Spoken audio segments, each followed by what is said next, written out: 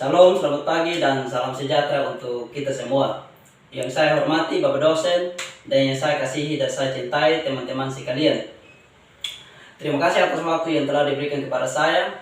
Di sini saya atas nama Yusri Herianto K, NIM 1901-150038, kelas A, semester 4, program studi pendidikan jasmani, kesehatan dan rekreasi, mata kuliah didaktik, metodik, dan akuatik.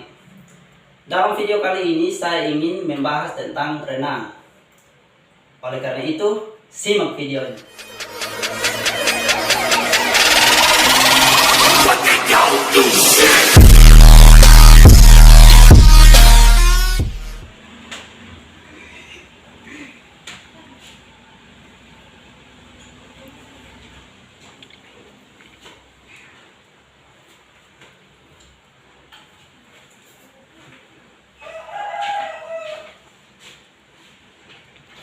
Selamat pagi anak-anak. Ya, jadi apakah mungkin dari anak-anak semua ada yang sudah mengenal dengan Bapak? Kalau belum, Bapak di sini sebagai guru pengganti anak-anak yang guru yang sebelumnya sudah berdinas ke tempat lain. Oleh karena itu, Bapak sekarang ada di sini, Bapak sebagai guru pengganti atau guru baru anak-anak sekalian. Oke, jadi baik. Di sini Bapak perlu memperkenalkan diri kepada anak-anak semua supaya kita saling kenal. Seperti pepatah mengatakan bahwa tak kenal maka tak sayang. Jadi, Bapak ingin memperkenalkan diri Bapak terhadap anak-anak supaya bukan hanya kita saling kenal di dalam proses pembelajaran, tetapi di luar sana kita kalau ketemu di jalan atau di mana saja pun kita berada, pasti kita saling satu sapa dengan satu yang lain gitu. Jadi nama Bapak Yusri Herianto K. Di sini Bapak akan membawakan materi tentang renang. Tapi sebelum kita masuk di materi kita, perlu pertama-tama kita mengucap syukur kepada Tuhan Yang Maha Kuasa karena atas tuntunan dan penyertaan Tuhan kita bisa dipertemukan kembali di hari ini, di pagi ini dengan keadaan sukacita dan damai sejahtera. Oleh karena itu, saya mengundang anak-anak semua, kita menghadap Tuhan di dalam doa, tetapi kita berdoa menurut agama dan keyakinan kita masing-masing. Berdoa mulai.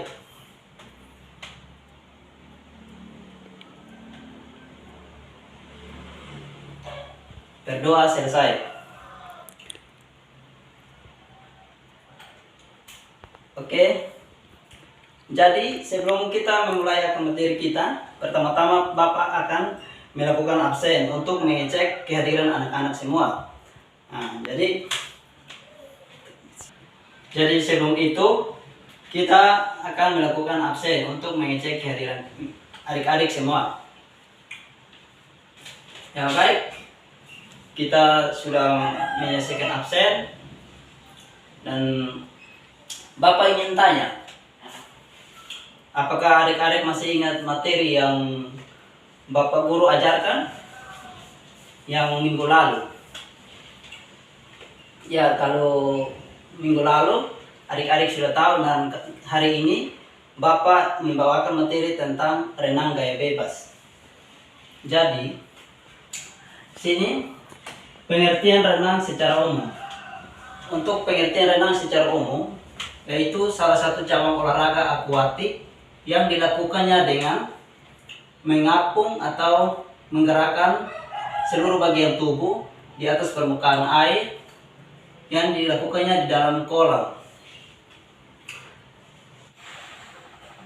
Ya, jadi sekarang kita masuk di bagian kedua, yaitu tentang pengertian renang gaya bebas. Pengertian renang gaya bebas yang dilakukannya dengan posisi tubuh kita terlentang dan membentuk horizontal di atas permukaan air, yang dilakukannya dengan kedua tangan kita mengayun ke depan untuk posisi tubuh kita melaju ke depan dan kaki kita mencambuk naik turun atas dan bawah seperti itu. Dan sekarang masuk di bagian ketiga, yaitu tentang teknik dasar dalam renang gaya bebas. Nah, di sini ada 5 teknik dasar di dalam renang gaya bebas. Dan sebelumnya Bapak akan membahas satu persatu tentang kelima teknik ini. Teknik yang pertama itu posisi tubuh. Posisi tubuh kita, posisi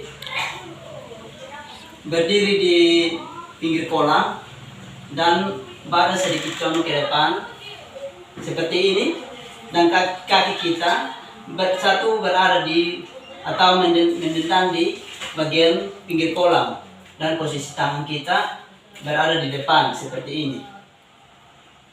Jadi untuk posisi tubuh dalam melakukan renang gaya bebas ini sepertinya begini. Tapi untuk praktiknya Bapak sekarang kalau praktik di kolam itu lebih bagus dibandingkan praktiknya di darat. Jadi sekarang posisi meluncur. Nah, masuk di yang kedua, posisi meluncur.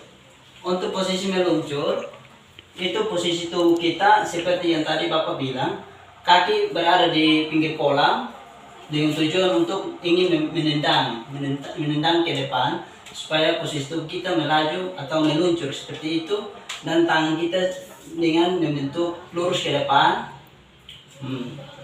Jadi lurus ke depan agar. Untuk teknik yang kedua yaitu posisi meluncur. Nah, dalam posisi meluncur ini, posisi tubuh kita seperti ini. Kedua tangan kita berada di depan, dan posisi kaki kita seperti yang tadi saya katakan bahwa berada di pinggir kolam, dan posisi tangan kita seperti ini.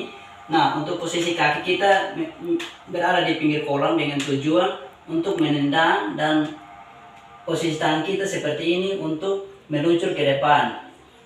Jadi untuk mendapatkan kekuatan atau luncuran yang jauh itu dari kekuatan kaki seperti itu.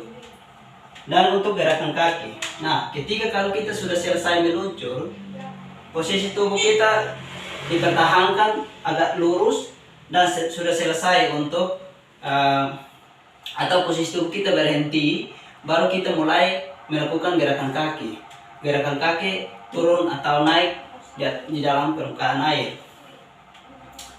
Dan yang ketiga, keempat, gerakan tangan. Nah, ketika kalau posisi tubuh kita sudah selesai melaju dan kaki dilakukan gerakan naik turun, dan sekarang masuk di gerakan tangan, itu tangan kita mengayun ke depan.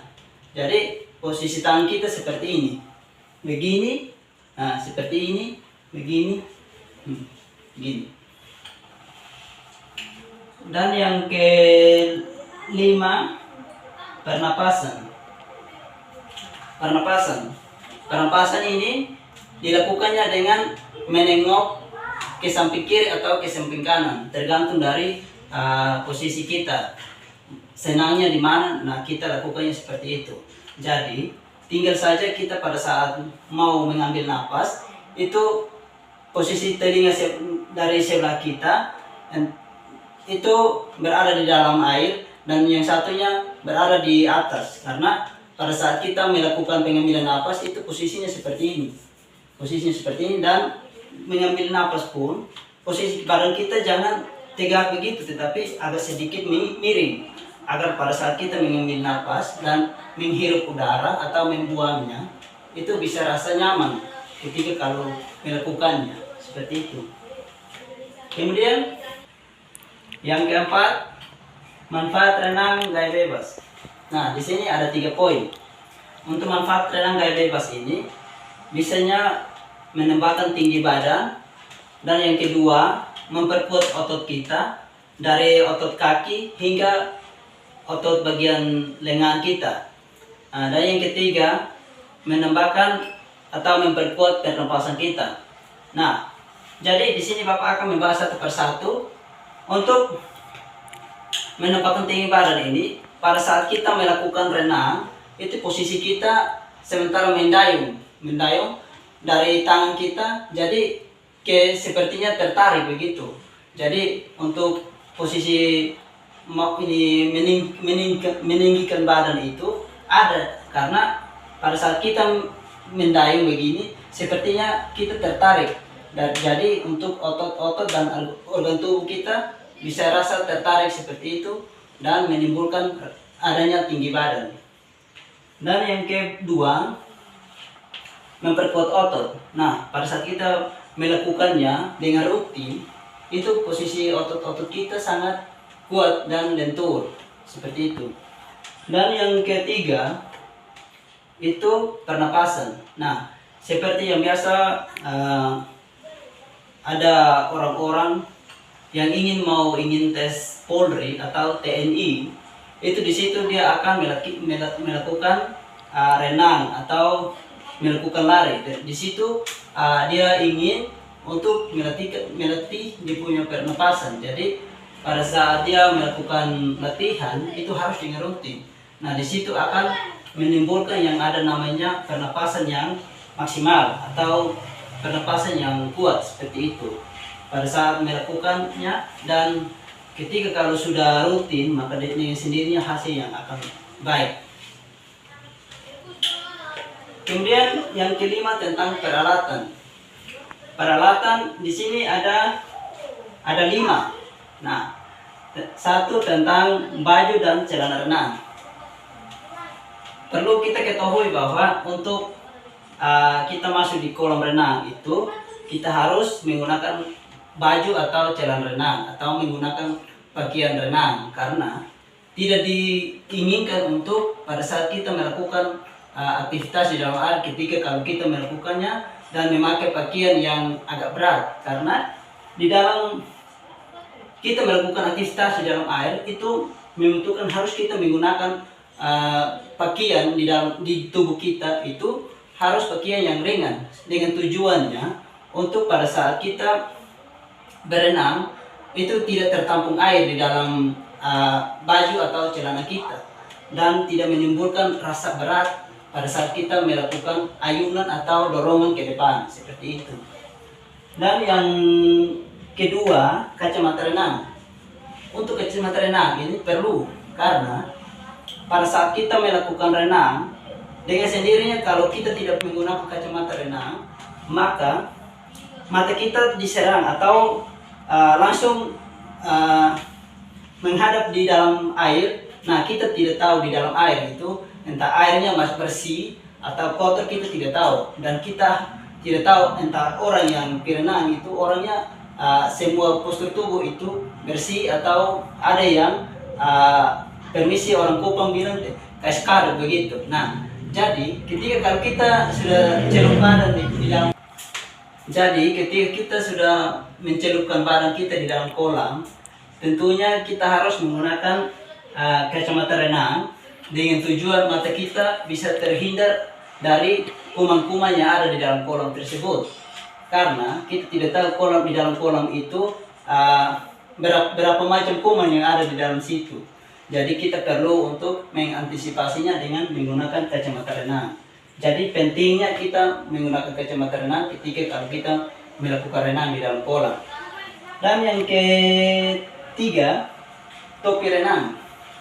Topi renang, mengapa harus diperlukan topi renang? Karena topi renang ini dengan tujuannya agar posisi rambut kita, memang ketika kalau kita menggunakan topi renang, rambut kita ini masih terasa lembab kalau kita menggunakannya, tetapi tidak secara langsung rambut terkena di air, seperti itu. Jadi dan fungsi dari topi renang pun itu kita tidak langsung terasa kedinginan, karena di pori-pori kepala kita tidak langsung terserap di dalam air, seperti itu. Jadi fungsi topi renang itu penting pada saat kita melakukan renang di dalam kolam. Dan yang keempat, pelampung dalam renang.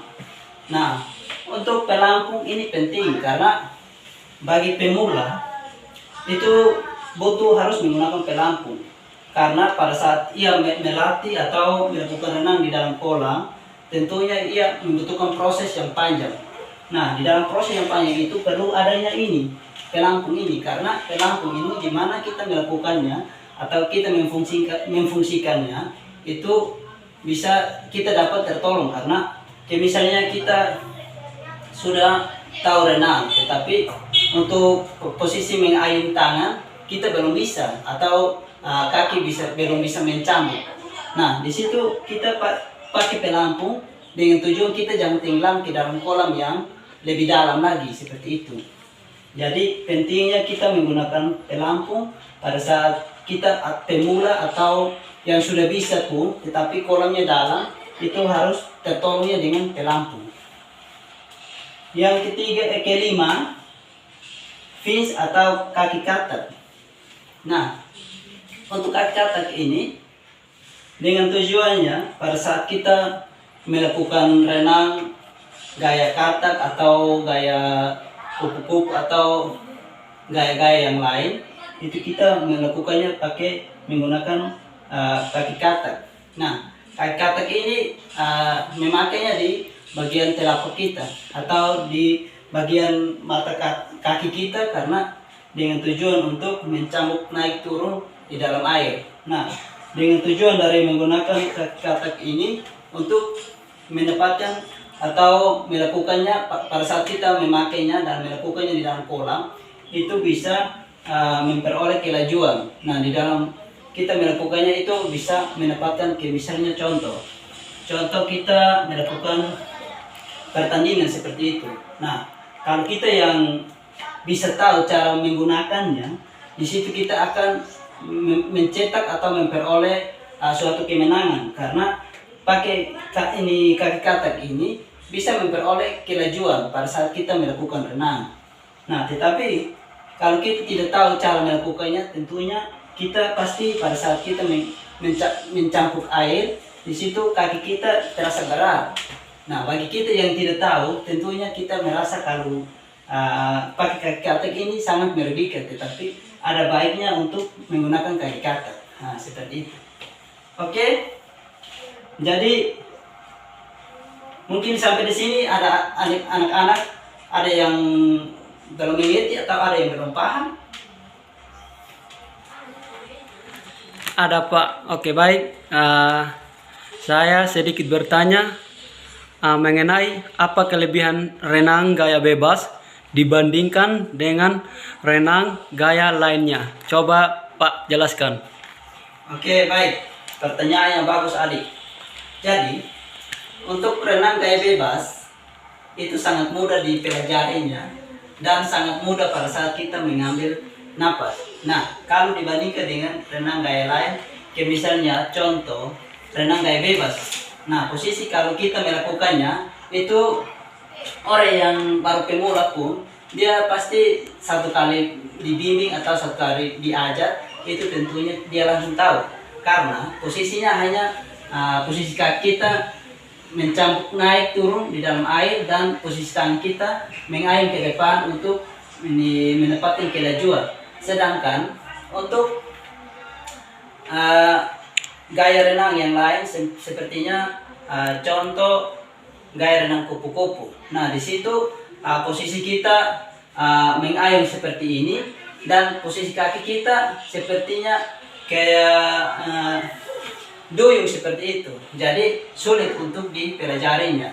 Nah, dan posisi untuk pengambilan napas di contohnya untuk gaya bebas. Nah, pada saat kita melakukan pengambilan napas, kita langsung memeringkan posisi tubuh kita dengan menghirup udara seperti ini. Nah, susahnya begini. Nah, tetapi untuk renang gaya kupu-kupu itu merasa sulit karena posisi tubuh kita sementara di dalam air dan langsung menghirup udara. Rasa-rasanya ketika kalau kita salah melakukannya, tentunya kita pasti menelan air ke dalam perut kita seperti itu. Jadi sangat mudah untuk kita mempelajari dan kita melakukan penghirupan udara atau pengambilan nafas pada saat kita melakukan renang gaya bebas seperti itu. Ada lagi yang lain? Masih ada Pak. Oke, baik. Yang kedua, saya ingin bertanya tentang tujuan pengenalan air dalam olahraga renang. Nah, jadi begini adik. Untuk tujuan pengenalan air di dalam kolam renang itu seperti ini. Tujuannya kita melakukan latihan gerakan dasar sepertinya mengayun tangan kita atau mencambuk kaki kita turun naik di dalam kolam. Nah, tujuan yang pertama seperti itu. Dan yang kedua, tujuannya untuk melakukannya dan kita tidak merasa takut pada saat kita ingin melakukan renang atau melakukan gerakan aktivitas di dalam kolam. Jadi perlunya kita harus melakukan pengenalan supaya kita bisa tahu tentang kedalaman kolamnya seperti apa, dan kita bisa melakukannya dan kita bisa kira-kira dapat terjangkau kedalamannya seperti apa. Jadi perlunya pengenalan air di dalam kolam seperti itu. Ada lagi? Ya, kalau tidak ada, mungkin materi kita cukup sampai di sini. Jadi Bapak harap apa yang sudah kita pelajari hari ini adik-adik bisa dapat mengulang kembalinya di rumah, dan minggu depan kita akan melanjutkan ke materi yang berikut. Dan mungkin di dalam proses pembelajaran kita mungkin ada salah tutur kata dari Bapak mohon maaf. Dan sebelum kita mengakhiri akan materi kita, Bapak mengundang kembali kita. Tadinya kita memulainya dengan doa dan kita mengakhirinya pun dengan doa. Jadi Bapak mengundang kita dan menghadap Tuhan di dalam doa, dan doa ini dilakukannya dengan masing-masing.